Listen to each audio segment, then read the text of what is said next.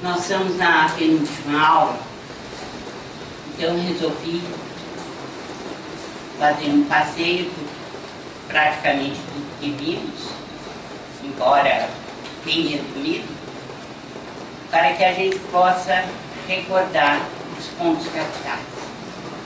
Como a nossa última aula será semana que vem, eu proponho que seja uma aula de perguntas e respostas.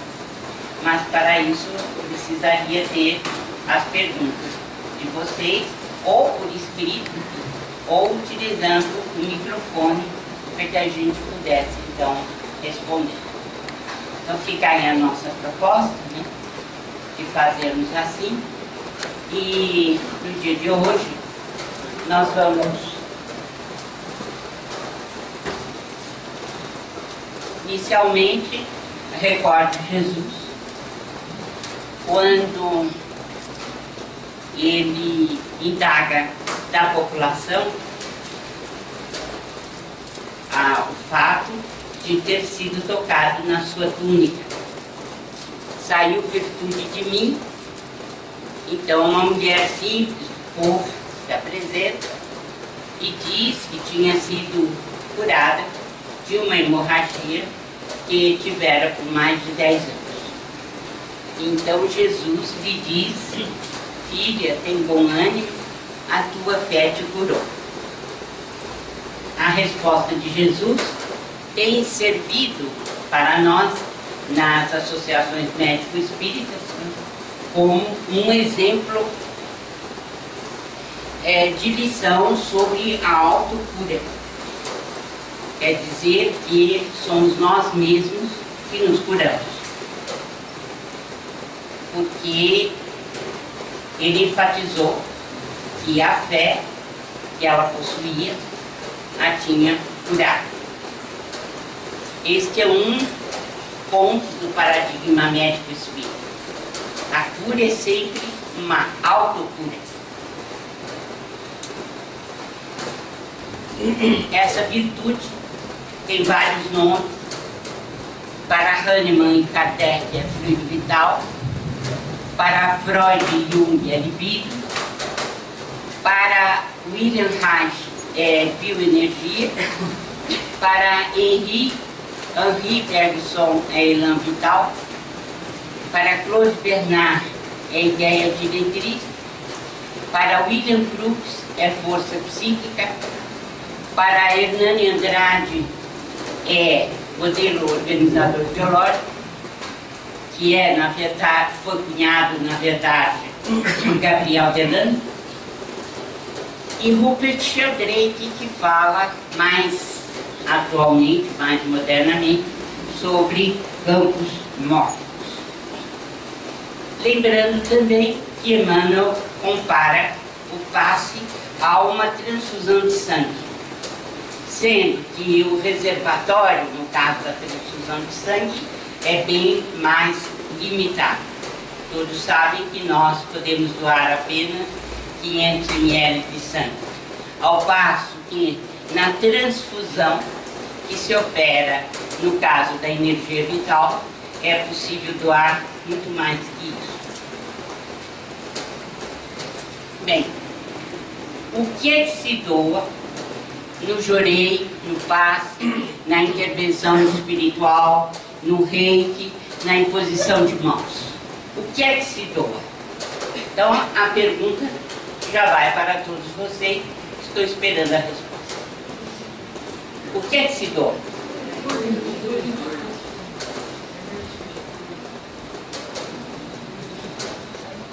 Até agora eu não vi uma resposta clara, precisa e em voz alta. O que é que se doa?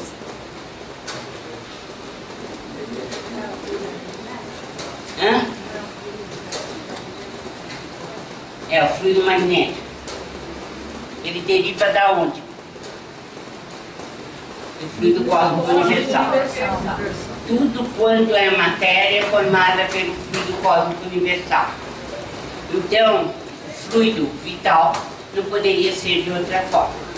Então, toda a matéria tem origem no mesmo elemento primitivo, fluido cósmico universal. Bem, e o que é que se doa? Você doa o fluido universal modificado. É o plasma divino, é o áudio do Criador. Então, o passista doa o pensamento de Deus modificado. Por que o pensamento de Deus modificado? Porque o pensamento de Deus é o fluido cósmico universal. É o pensamento de Deus que sustenta tudo. Tudo que existe no universo é sustentado pelo pensamento dele. Então o passista pode dizer com muita alegria, com muito prazer, que ele doa o pensamento de Deus modificado. Quem modificou? Quem modificou o pensamento dele? O próprio passista. Pelo amor de Deus, a resposta tem que ser imediata. É o próprio passista quem modifica o pensamento de Deus ao assimilar o fluido cósmico universal.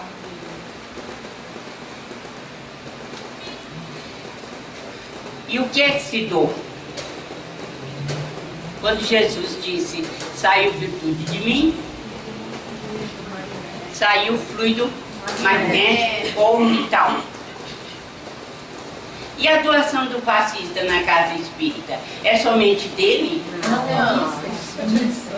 É humano e espiritual. Então, o espírito, ele possui também a sua doação do fluido próprio dele, do ambiente que ele está, em que ele vive. E isto, junto com o fluido do passista, é que pode levar à cura das pessoas.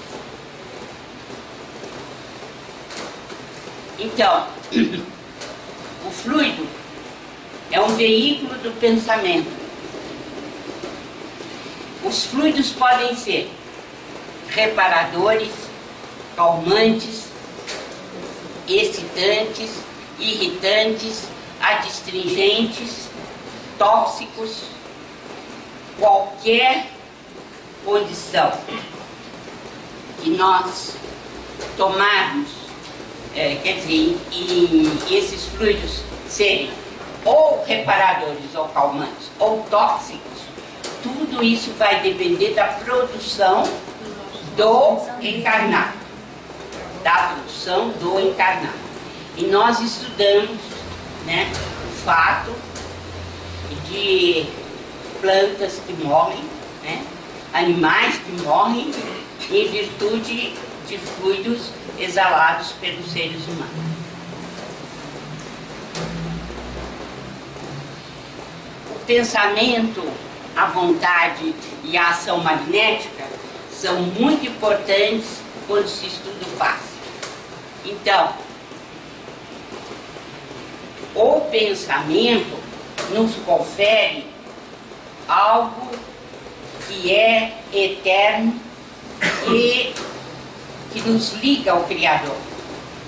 Através do pensamento, você cocria.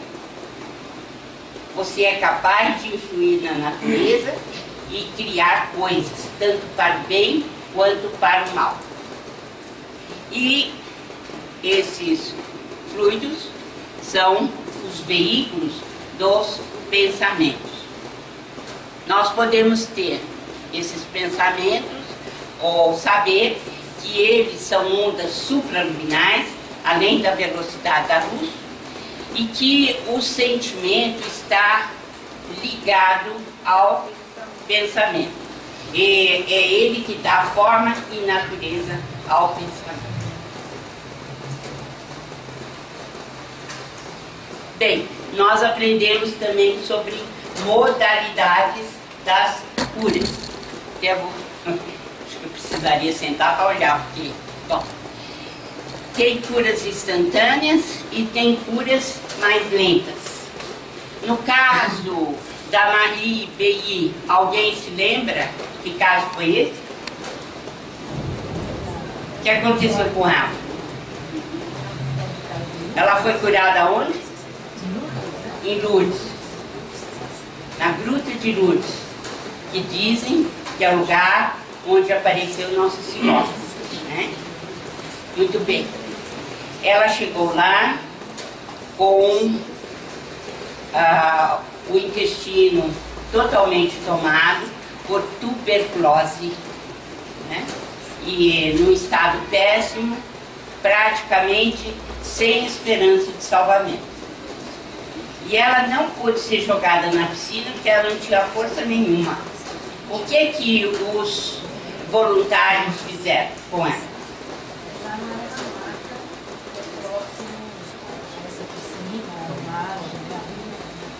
Isso. E aspergiram água da gruta no abdômen dela. E aí ela começou a murchar o abdômen, começou a se reequilibrar e ela saiu andando. E já saiu curada para Paris. Quem descreve é o médico Alexis Carrel, no seu livro Viagem à Luz. Ele foi um prêmio Nobel de Medicina, Dr. Carrel. Outro caso da Jane Smith, que demorou alguns meses para se curar. Ela tinha um câncer do quadril e do fêmur e ela estava desenganada.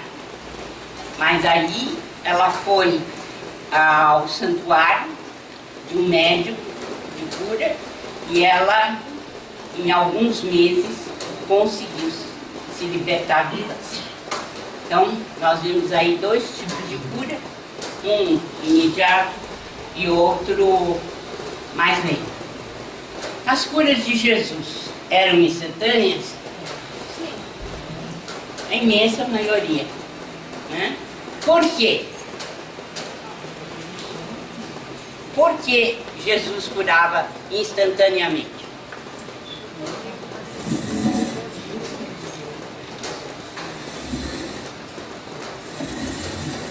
O que vocês acham que leva a uma cura instantânea?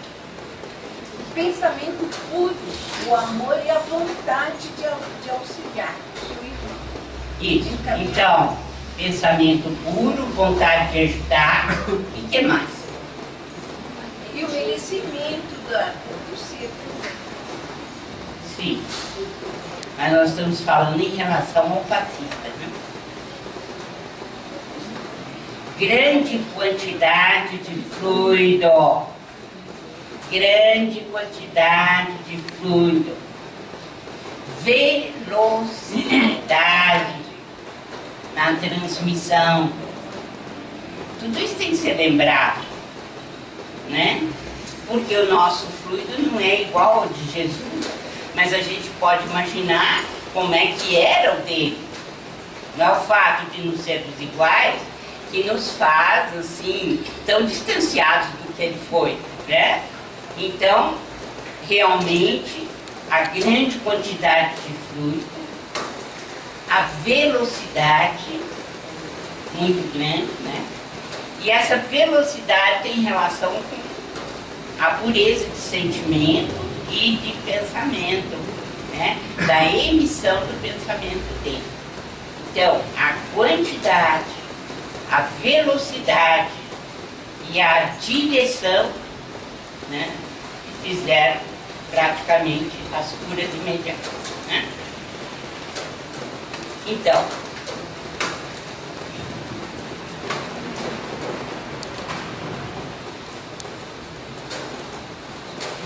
bem, aqui eu lembro que André Luiz nos fala no livro Nos Domínios da Mediunidade que a cura vem da usina. Que usina é essa?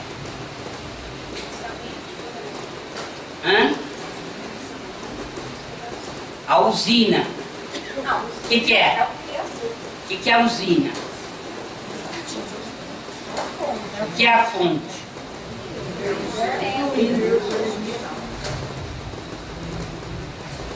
É em Deus que nós temos que colocar, não? Porque toda a fonte vem de Deus, né? Então, o que o médium é? Uma singela tomada elétrica, dando passagem à força que não lhe pertence, pertence à usina. Isso deve nortear a vida toda do passista, toda. Para quando vierem os lives de personalismo, ele se manter fiel à sua ignorância, à sua simplicidade, que é essencial como médium.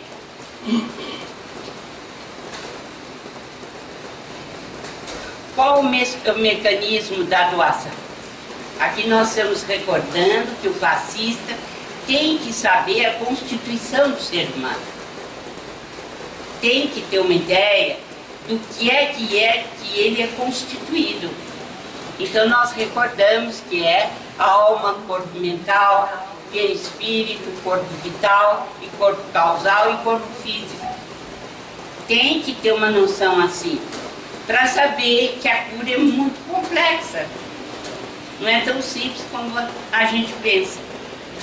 Não é para a gente ficar, né, escarafunchando como que se deu, como é o mecanismo, porque isso é muito difícil. Mas pelo menos para a gente ter ideia de que a cura não nos pertence.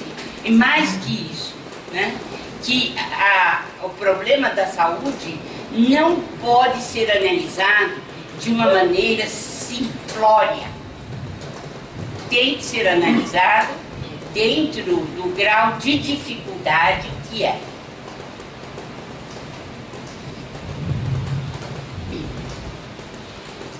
Aqui eu trago para lembrança o pensamento produzido no corpo mental. O corpo mental não faz parte do perispírito. Não faz. Ele é responsável pelos pensamentos. Na hora que o espírito se liga ao passista, ele faz através do corpo mental.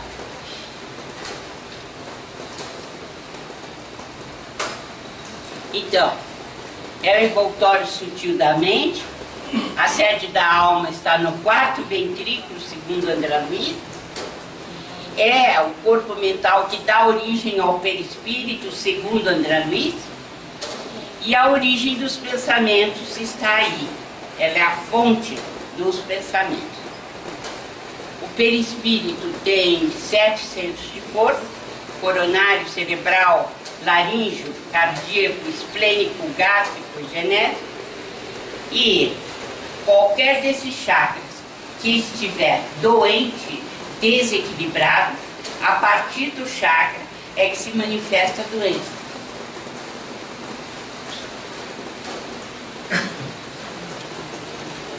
Eu exaltei também a importância do centro coronário, que é o mais alto centro do perispírito e que engloba todos os outros. Tem ascendência moral sobre todos os outros. Ele que faz a interação espírito-perispírito, é ele quem difunde a matéria mental, é ele quem espalha os sentimentos e as ideias, ele tem reflexos nos órgãos e tem efeitos bons ou maus.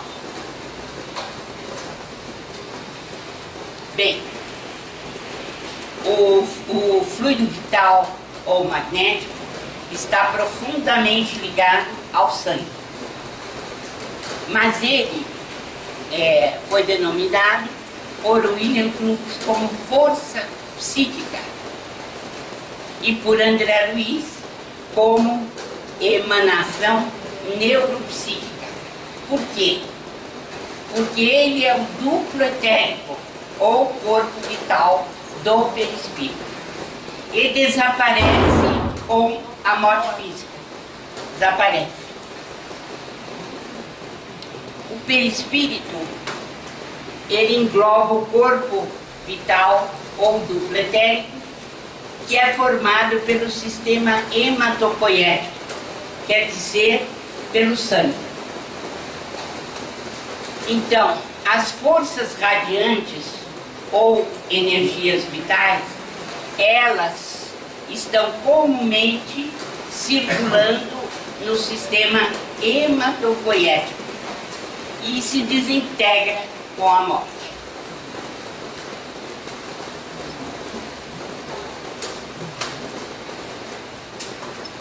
Quais são os chakras que estão ligados ao sistema hematopoético?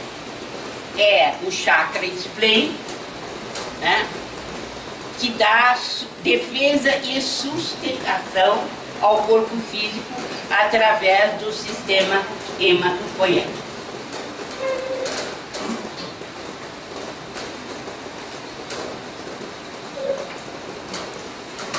Como é que nós produzimos o corpo vital? Como é que nós, seres humanos, tomamos ou apreendemos o fluido cósmico universal e fazemos e o transformamos em duplo etérico ou fluido vital? Como é que isso é feito?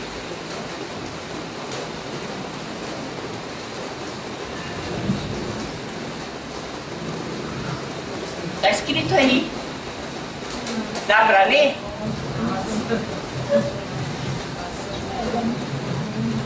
Nós inalamos o fluido cósmico. Não só inalamos, como recebemos através das frutas e da alimentação. Nós recebemos esse fluido. Então, nós é que temos aparelhagem nas células para transformar esse fluido em vital, que é próprio nosso. E, ao que tudo indica, a partir dos estudos de André Luiz, essa transformação se dá através da mitocôndria das células. No caso, como é uma força psíquica, provavelmente as mitocôndrias dos neurônios ou do sistema nervoso central têm uma influência muito grande nessa produção.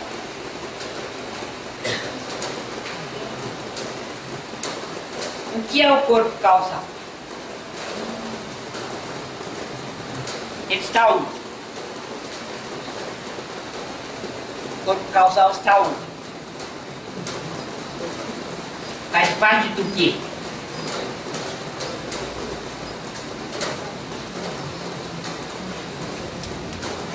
Do corpo mental?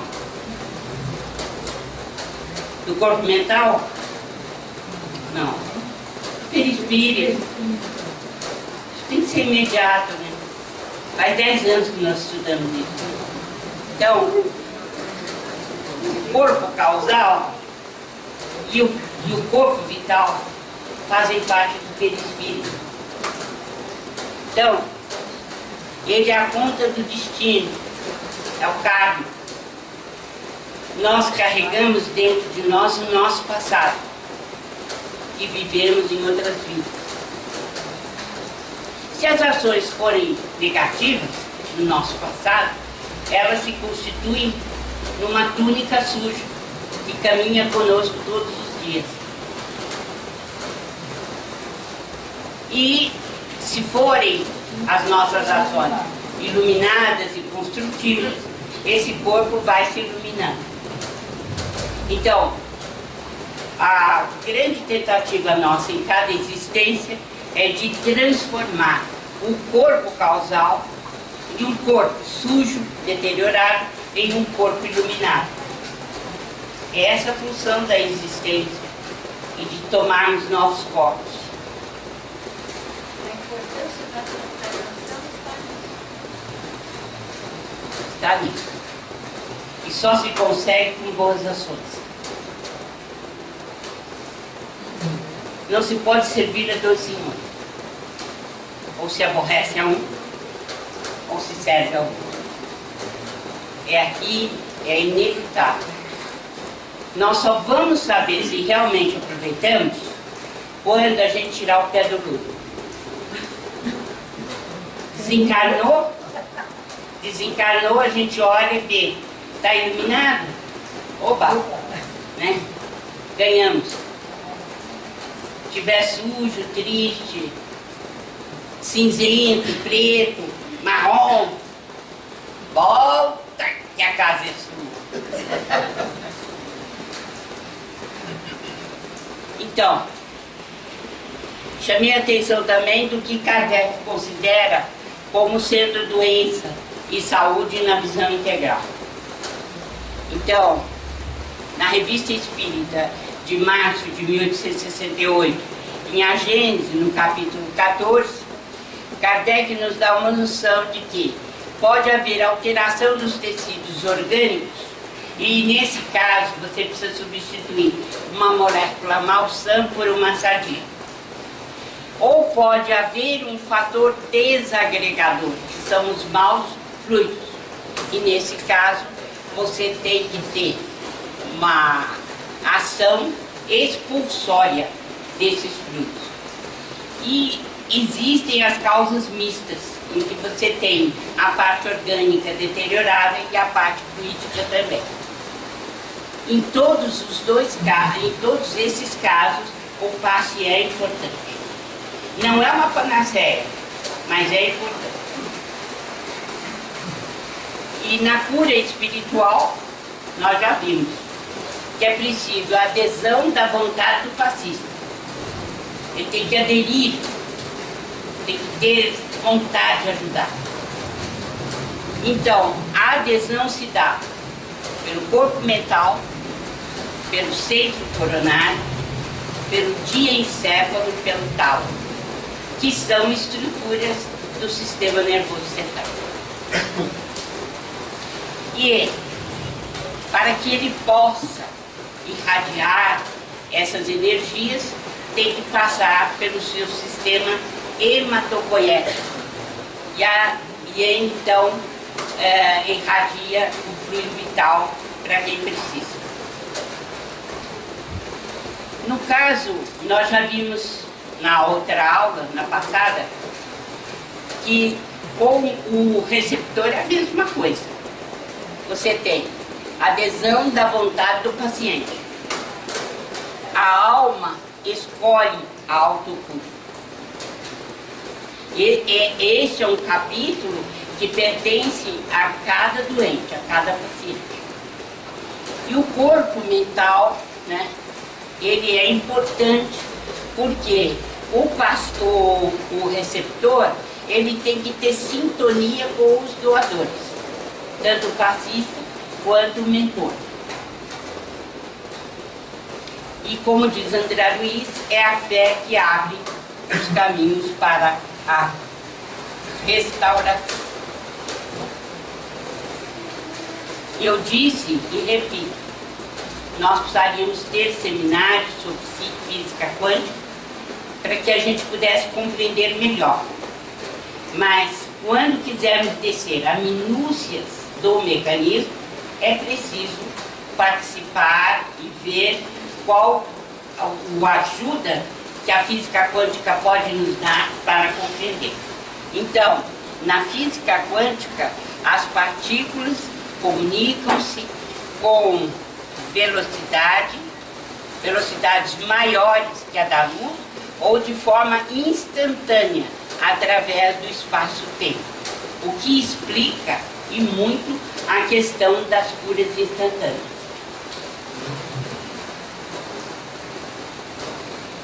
Aqui também eu chamo a atenção para aquilo que o Amit Goswami nos diz no livro, né, Médico Quântico, que a consciência é o fundamento do ser, que para ele é consciência, para nós é alma, espírito, e a doença pode estar num dos 5 corpos da consciência. Para ele varia a nomenclatura desses corpos, mas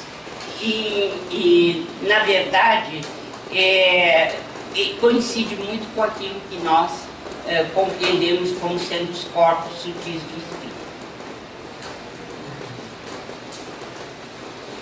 A cura quântica, ela vai depender do poder da fé, a alma do necessitado, do receptor que escolhe o processo de cura, e quando escolhe esse processo, tem condições de produzir neuropeptídeos para transformar a doença em saúde. E essa ação conjunta se dá no sistema nervoso central, no imunológico e no endocrinológico. Bem, aqui eu estou recordando o que nós vimos na última aula, que é de suma importância para o fascista e deve ter sempre em mente. É o seguinte: o doente deseja ser curado. Sem estado de confiança, não há auxílio. Não há repercussão de um no outro. Sem fé, não há retenção do fluido vital.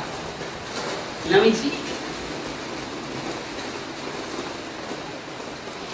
Isso aqui eu considero fundamental para quem está fazendo o curso. Fazendo o curso e lembrando. Estabelecido o clima de confiança, qual acontece entre o doente e o médico preferido, cria-se a ligação sutil entre o necessitado e o socorrista, e por semelhante elo de forças, ainda imponderáveis no mundo. E nós não temos o hábito, não conhecemos quais são essas forças, não sabemos de que maneira se forma esse campo de repercussão do encarnado com o desencarnado e do encarnado com o encarnado. Então, por semelhante elo de força, ainda imponderáveis no mundo, verte o auxílio da esfera superior na medida dos créditos de um e de outro. Isto aqui é fundamental. O fascista tem que ter isso na mente. Em Mecanismos da Mediunidade, capítulo 22.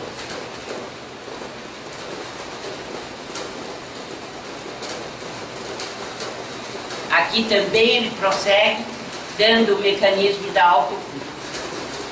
Ao toque da energia emanante do passe, com a supervisão dos benfeitores desencarnados, o próprio enfermo, na pauta da confiança e do merecimento de que dá testemunho, emite ondas mentais características, assimilando os recursos vitais que recebe, retendo-os na própria constituição físio-psicossomática através das várias funções do sangue. Esse é o mecanismo de autocura. O que vocês destacariam nessa frase que é importante? O que é importante nessa frase?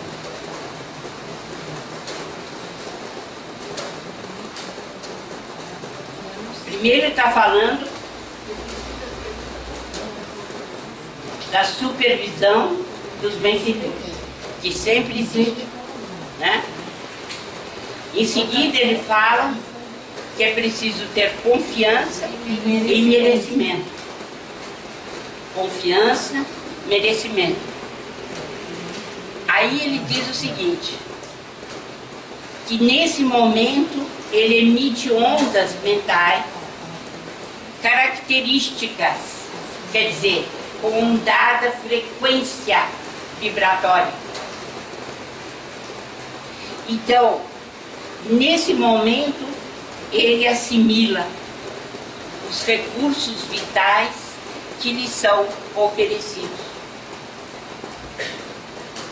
Então, e onde vão ficar esses recursos vitais? Circulando no sangue. Olha aí. Através das várias funções do sangue. Aqui está o segredo né, do mecanismo de autocura. Está nessa frase e na outra, e que nós demos na última aula. Se não houver adesão, fica difícil, né? Mecanismos da Mediunidade, capítulo 22. Aliás, esse livro é fundamental para entendermos o passe.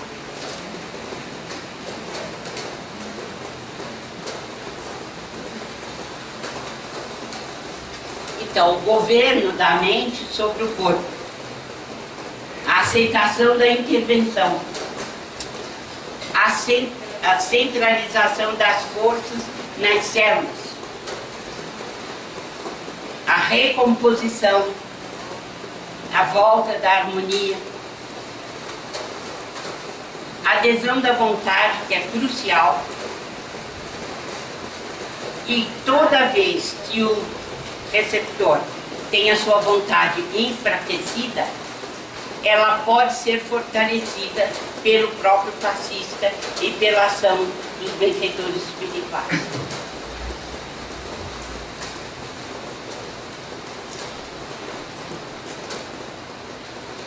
Leon Denis chama, e eu gosto muito, tratamento do passe, a medicina dos crentes e dos humildes. Não se paga nada, um ajuda o outro, né? E coloca o amor em movimento, porque o amor pode curar. E ele diz nos seus livros que a expulsão dessa terapêutica será maior no futuro. Então, a saúde na visão integral, a terapia dos humildes e dos crentes. Acreditamos, segundo o Dr. Bezerra de Menezes, que a medicina vai precisar adotar, e é urgente que o faça, a fim de que essa energia que todos nós possuímos seja canalizada em nosso próprio favor, em favor dos doentes. Então, é por isso que nós já temos, como vocês viram, os institutos de saúde, que estão sendo introduzidos pela AME, e também os serviços de capelania, como o do Hospital das Clínicas, que vocês tiveram referência, como Santa Maria Maggiore, também vocês devem ter tido referência, e outros hospitais de Belo Horizonte, de Goiânia e de Porto Alegre. Então, foi uma revisão que eu tentei fazer dos pontos principais do livro, do curso, procurando recordar o que é fundamental para nós, mas é claro que se ficou dúvidas ou se há questões, vocês poderão colocar na próxima aula, né? Nós teremos prazer de responder. Agora nos restam alguns minutinhos. Se alguém tiver alguma pergunta para fazer dentro do exposto ou fora dele, estamos às ordens. Pode falar alto, Luiz, um minutinho só. Só uma dúvida, doutora. Nos casos, nós sabemos que quando se dá o desencarne, né, o pretérito volta para as forças da natureza, volta ao fluido universal. No caso do suicídio, o duplo etérico acaba também tendo o mesmo desfecho em relação à morte natural, vamos dizer assim? Por demorar bastante para sair, porque ele foi programado antes da reencarnação e tem a sua origem no gene da mitocôndria. Então, por estar ainda em plena atividade, né, esse fluido, o fluido vital, ele vai saindo muito lentamente. Então, o número de anos que a pessoa deveria viver, né, passa a contar a partir daí, e saber que durante esse período que foi interrompido, a pessoa estará ligada à terra, né, enfrentando o apodrecimento do corpo, enfrentando os bichos que desintegram, né, os parasitas que desintegram o corpo, e não conseguindo se destacar do corpo físico pela ligação através do etérico, né? Então, eu recomendo sempre um livro muito interessante, que eu não estou bem certa se é Voz do Grande Além ou Instruções Psicofônicas, mas um rapaz que se suicidou aos 30 anos, né? E ele tinha como objetivo da reencarnação auxiliar no campo da saúde. Pois bem, ele foi levado a um centro de anatomia patológica e ele serviu para estudo, seu corpo serviu para estudo aos estudantes, e ele ficou praticamente 30 anos ali, grudado naquele laboratório de anatomia patológica. Quando não havia mais a carne, né, o organismo físico, eles passaram a conservar o esqueleto dele. E ele ficou ligado ao esqueleto. Até que ele se comunicou em Uberaba, contando o caso dele. Ele foi socorrido pelos benfeitores e nesta doutrinação, o esclarecimento, ele foi compreendendo a situação dele, por isso que ele se sentia mal. E quando ele voltou de Pedro Leopoldo numa das vezes, ele viu que o seu esqueleto tinha despencado e que estava em pedaços no chão. E o grande alívio que ele sentiu quando o professor de anatomia mandou incinerar esses ossos. E ele se libertou. Então, isso é um dos casos, né? Existem outros. A Ivone analisa muito bem em Memórias do Suicida e tem outros depoimentos também. Mas o que eu achei mais impactante foi esse moço que durante 30 anos ficou preso em virtude do problema do fluido vital. Mas que de alguma forma a providência divina fez com que ele exercitasse a sua missão. Por quê? Porque ele contribuiu para a saúde humana, sendo um instrumento de aprendizado dos estudantes de medicina. Nesse caso... Já tem um outro pedido, desculpe, depois vai você. Quem é? A minha dúvida era a mesma do Luiz, que eu ouvi isso numa palestra e eu fiquei pensando nos pacientes terminais, paliativos. Às vezes lá na iminência da morte, se a gente não entuba o paciente, ele falece em horas. E às vezes entubando esse paciente, às vezes ele ainda vive 2 dias. Eu fiquei pensando sobre a energia, sobre esse duplo etérico, como que isso se estende? Se ele não fosse entubado, ele morreria em horas. Olha, eu acho que cada caso é um caso. Nós não podemos, vamos dizer assim, analisar sob hipótese. Cada caso é um caso, né? E se o que vai adiantar, no caso, entubar esse paciente? No que adiantaria para ele do ponto de vista espiritual? É isso que nós temos que ver. Não seria distanase? E se é distanase, eu tenho direito de fazer? Não, mas os mecanismos da medicina, então, prolongam o fluido vital? Porque se eu não entubar, ele morre em horas. Não, é uma questão mecânica só. Você tem que ver pelo lado mecânico. Você está fazendo com que esse coração bata mecanicamente. Isso é possível. E se você está distendendo esse pulmão, e você está fazendo um exercício que é unicamente mecânico. Mas a pessoa está viva. Será que está? Segundo o esteticista, se você tem uma oportunidade de prolongar a vida do paciente, dentro da medicina oficial você não pode se omitir, você não pode... Sim, mas é por isso que eu estou falando, Beth, eu não posso analisar cada caso sem ter o histórico do paciente. Não posso aqui analisar com ela ainda. Diante de um quadro que ela está colocando, o profissional está em risco se não Não, eu acho que tudo tem que ser analisado de acordo com aquilo que a medicina propõe. Se a medicina diz que é para entubar, vamos entubar. Mas há casos em que não vale a pena, né?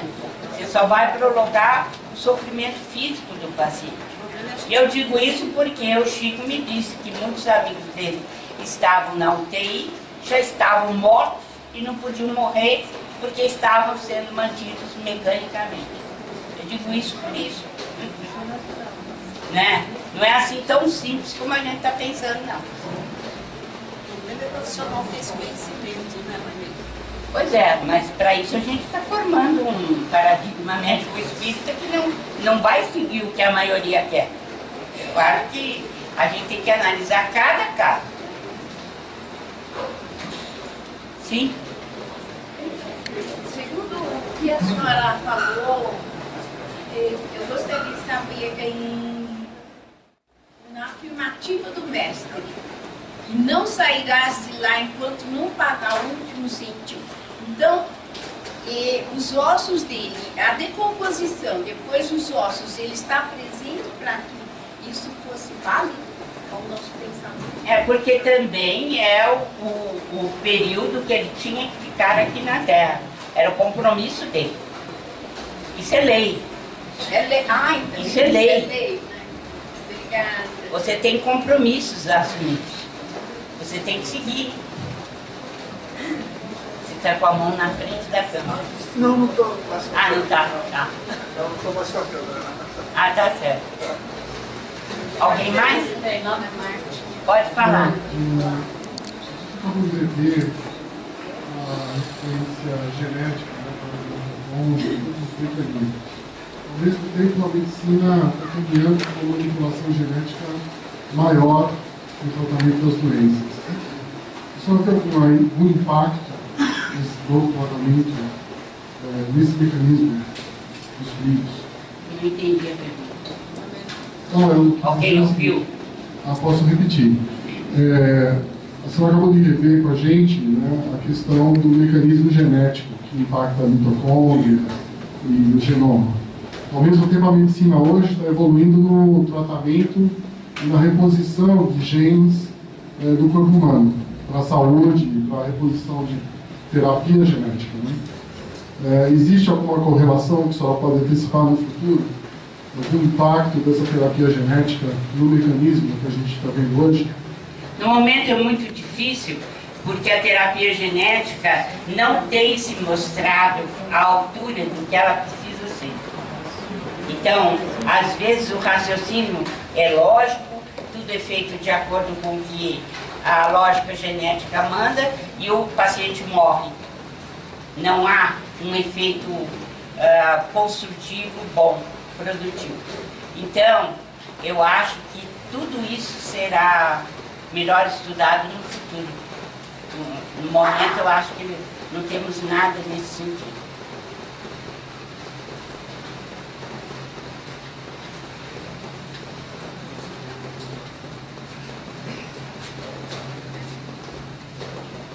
Muito bem, vamos trabalhar.